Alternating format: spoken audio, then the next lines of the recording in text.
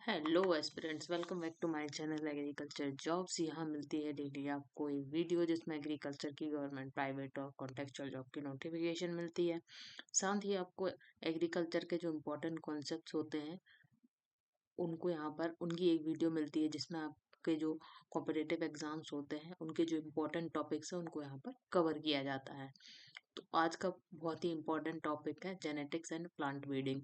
तो आज हम जेनेटिक्स और प्लांट ब्रीडिंग का यहाँ पर जो सीरीज़ है वो स्टार्ट करने वाले हैं, जो कि स्टूडेंट्स को काफ़ी टफ लगता है। यहाँ पर हम बाइलिंगुअल लैंग्वेज में आपको यहाँ पर समझाएंगे कि क्या क्या है। यहाँ पर अब प्लांट ब्रीडिंग और जेनेटिक्स में जो इम्पोर्टेंट टॉपिक्स हैं उनकी हम बात करेंगे।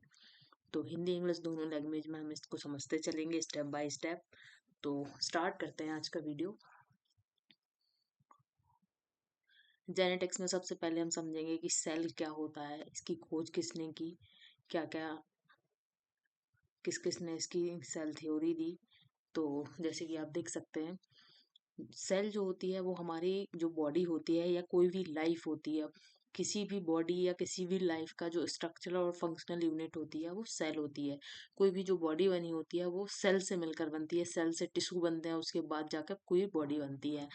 तो यहाँ पर जो स्ट्रक्चरल और फंक्शनल यूनिट ऑफ लाइफ किसे बोलते हैं, सेल को बोला जाता है।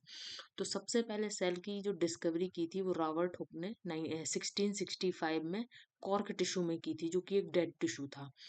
फिर यहाँ पर देखें हम कि सेल थ्योरी किसने दी थी। सेल थ्योरी यहाँ पर शील्डन और शॉन ने 1838-39 में दी थी।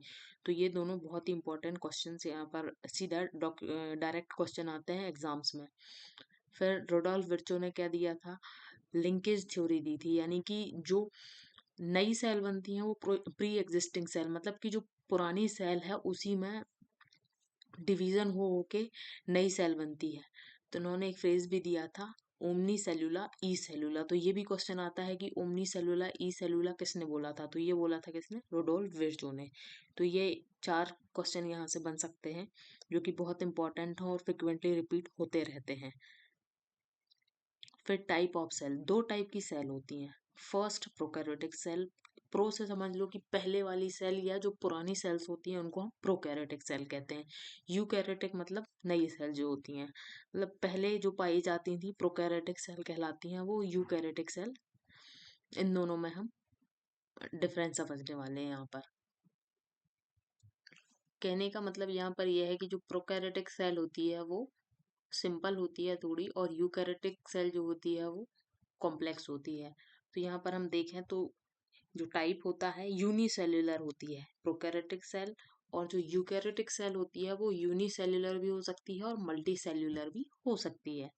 सेल का साइज 1 to 2 म्यूमीटर होता है प्रोकैरियोटिक में, और यूकैरियोटिक में कितना होता है, 10 to 100 म्यूमीटर होता है।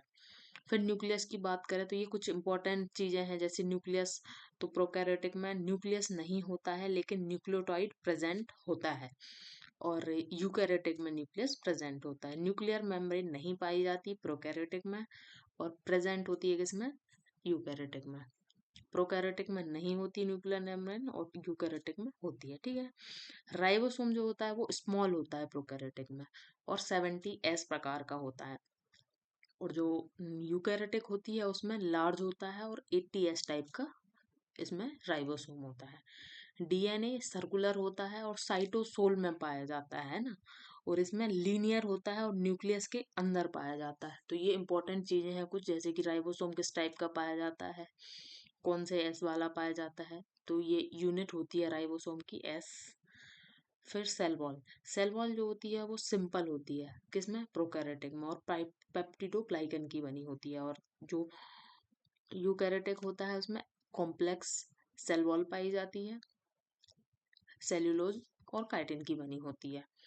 फिर यहाँ पर ऑर्गेनेलीज की बात करें, देखिए जैसे कि मैंने बताया था कि जो प्रोकैरियोटिक होता है वो सिंपल टाइप का होता है, तो प्रोकैरियोटिक सेल में एब्सेंट होते हैं ऑर्गेनेलीज, जैसे बहुत सारे ऑर्गेनेलीज माइटोकॉन्ड्रिया वगैरह होते हैं, तो वो एब्सेंट होते हैं इसलिए सिंपल होती है। और इसमें प्रेजेंट होते हैं इसलिए इसको कॉम्प्लेक्स भी बोलते हैं। तो हिस्टोन प्रोटीन भी एब्सेंट होता है प्रोकैरियोटिक में, यूकैरियोटिक में प्रेजेंट होता है। एमआरएनए पॉलीसिस्ट्रॉनिक टाइप का होता है और इसमें मोनोसिस्ट्रॉनिक होता है यूकैरियोटिक में। माइक्रोट्यूब्यूल्स या तो एब्सेंट होंगे या बहुत ही कम मात्रा में पाए जाएंगे या नहीं पाए जाएंगे, इसमें प्रेजेंट होंगे। मीटोसिस एंड माइटोसिस इसमें एब्सेंट होता है, मतलब प्रोकैरियोटिक में मीटोसिस माइटोसिस मियोसिस माइटोसिस पाया ही नहीं जाता और यूकैरियोटिक में मियोसिस माइटोसिस होता है। रिप्रोडक्शन कैसे होता है प्रोकैरियोटिक में? बाइनरी फिजन या बडिंग के द्वारा होता है और यूकैरियोटिक में होता है माइटोसिस से। इसके एग्जाम्पल हम देखें तो ये बहुत इंपॉर्टेंट है। प्रोकैरियोटिक के एग्जाम्पल हैं बैक्टीरिया, ऑर्गेनोबैक्टीरिया और माइकोप्लाज्मा। और इसमें यूकैरियोटिक के एग्जाम्पल प्लांट, एनिमल और फंजाई। तो ये काफ़ी इंपॉर्टेंट डिफरेंस है जो एग्जाम में आते रहते हैं, इससे बहुत क्वेश्चन। यहाँ पर देख सकते हैं प्रोकैरियोटिक यूकैरियोटिक दोनों का डायग्राम दिया गया है, इसको आप अच्छे से रीड कर सकते हैं।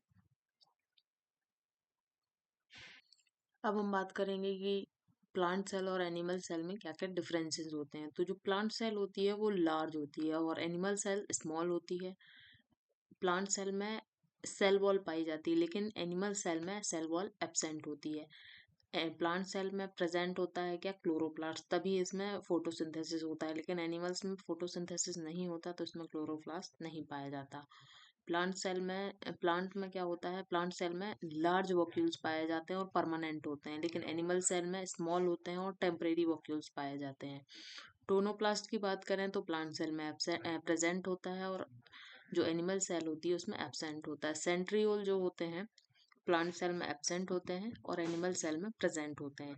स्टोरेज मटेरियल जैसे कि हमें पता ही है कि स्टार्च प्लांट में स्टोरेज मटेरियल प्लांट में स्टार्च होता है और ग्लाइकोजन होता है एनिमल सेल में। देन यहाँ पर इसकी इमेज भी देख सकते हैं आप, प्लांट सेल और एनिमल सेल में यहाँ पर अलग से यहाँ पर डिफरेंस दिखाया गया है इमेज के थ्रू, तो आप अच्छे से समझ सकते हैं कि प्लांट सेल एनिमल सेल क्या होता है। ये इम्पोर्टेंट है काफ़ी एग्जाम के पॉइंट ऑफ व्यू से, इनसे छोटे छोटे क्वेश्चन बनते रहते हैं।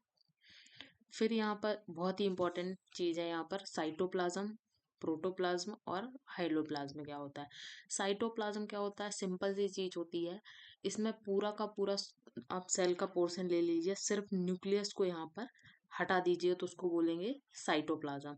हाइलोप्लाज्म क्या होता है कि सारे सेल ऑर्गेनेलीज को हटा दीजिए, जैसे कि माइटोकॉन्ड्रिया हो गया, क्लोरोप्लास्ट वगैरह जितने भी ऑर्गेनेलीज होते हैं उन सबको हटा दीजिए, न्यूक्लियस को भी हटा दीजिए।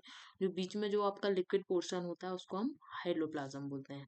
और थर्ड आता है प्रोटोप्लाज्म, जो कि सबसे इम्पोर्टेंट है, जिसको living part of the cell भी बोला जाता है। इसमें क्या होता है कि सारे ऑर्गेनेलीज भी रहेंगे, सारा लिक्विड भी रहेगा इसमें और न्यूक्लियस भी इसमें प्रेजेंट होगा। मतलब प्रोटोप्लाज्म में सब चीजें होंगी, हाइलोप्लाज्म में कोई भी ऑर्गेनेली नहीं होगा, ना न्यूक्लियस होगा, सिर्फ लिक्विड होगा, मतलब साइटोप्लाज्म बस होगा। और साइटोप्लाज्म में क्या होता है? सिर्फ न्यूक्लियस को हटा दिया जाता है, बाकी सारा का सारा यहाँ पर होता है, सारे ऑर्गेनेलीज। तो ये तीनों को अच्छे से इनका डिफरेंस आपको याद करना है।